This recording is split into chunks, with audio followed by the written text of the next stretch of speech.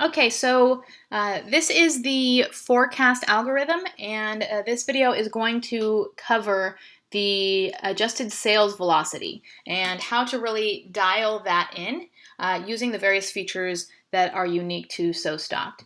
So something might happen where you might see what is reported on Amazon or reported by another software that you're using, and it doesn't quite match with what you're seeing on SoStocked.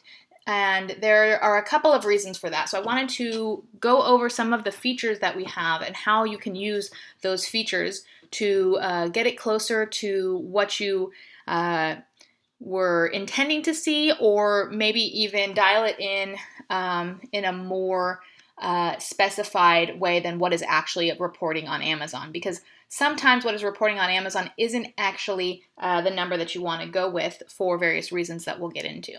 So I'm going to be using this Cell LED light kit as my example. And in this example, I'm using an average of 180 days through 30 days. So what I'm going to do is I'm going to open this up, which will give me more details on the product. So I have my calculation variables and my inventory timeline. And so you're going to see on the timeline how the adjusted velocity is showing up all along this timeline in order to predict your inventory levels. Now, what I want to show you is in the calculation variables in this section, this adjusted velocity section. So you can see right here, this is sales spikes, right? So there are 34 days of sales spikes that have been identified by the SoStocked software.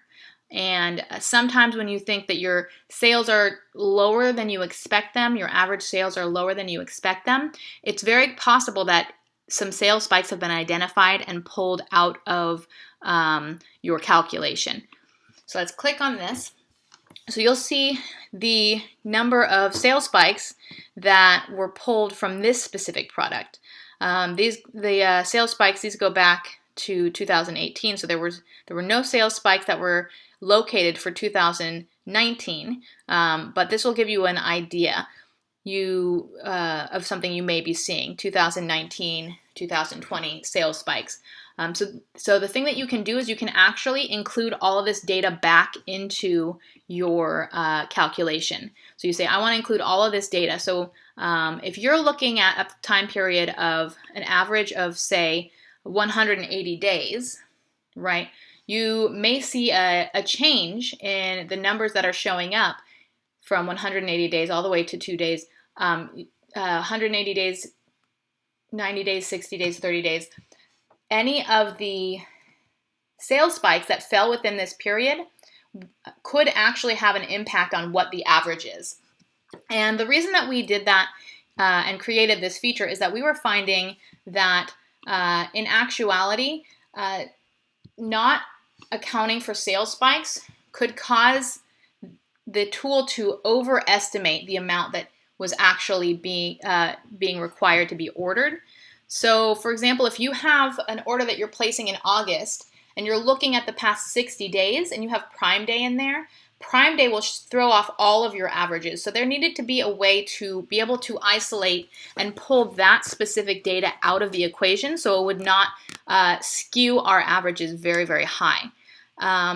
The other thing we were doing only specific one day sales spikes, but then we changed the calculation because what would also happen is that you have a Christmas holiday and your Christmas holiday comes about and then you go to order your inventory for, say, February, and you have a bunch of Christmas sales that are really throwing your averages off. So we were then able to look at and identify quite a few additional sales periods, and what it is, it's more of a rolling look at your inventory to identify sales periods, right? So you can see that you've got a couple of days here. This is 4 days worth of sales spikes, and this is another 4 days worth of sales spikes. So we're actually able to, when we specify that, we can actually see more of a sales increase based on just a little tweak that we did to the sales spikes.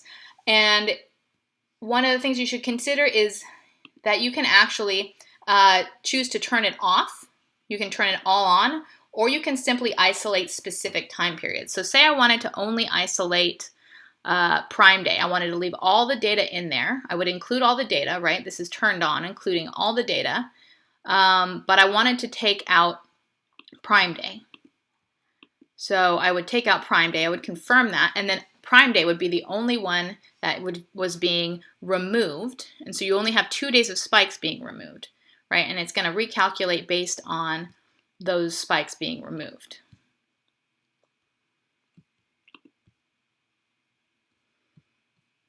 All right, so that will help you to understand better why the numbers are the way they are, and you can then massage them to get the numbers that you're actually looking for that are more accurate for your business.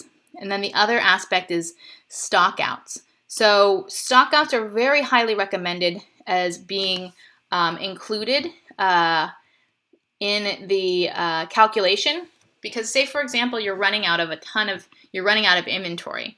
Let me show you an example of another product that has experienced some stockouts. Say here. Here's 202 days of stockouts. So this product was continually stocking out. Now, if we sold 900 units every single month, right? We are selling, say, 30 units a day, and then we ran out for an entire 10 days.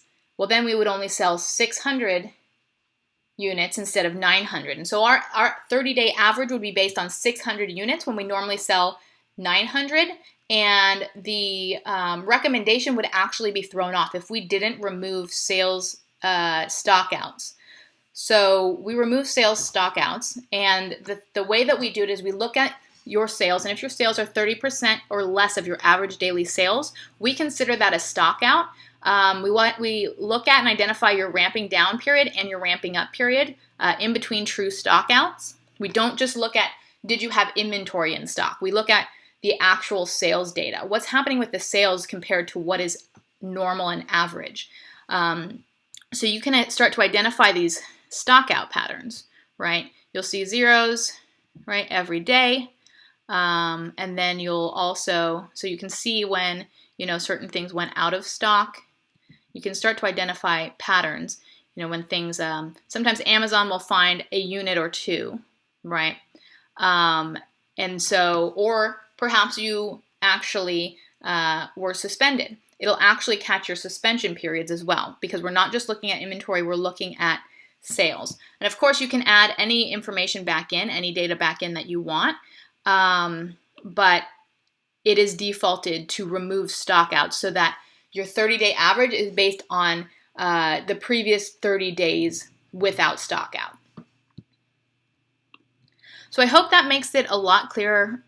We also have deep discounts. There's not a lot of deep discounts that go on, but you will be able to pull individual deep discount sales out, and this is the number of units that are being pulled out of your calculation, and those are deep discount sales. So those three things are very much have to do with your adjusted velocity. So if the numbers that you're looking at are not the numbers that you were expecting to see, I recommend you going down to your sales spikes and your stockouts and making sure that the settings are organized in such a way that it makes sense for your business and helps you to improve and streamline the velocity and thus your forecast and your recommendation.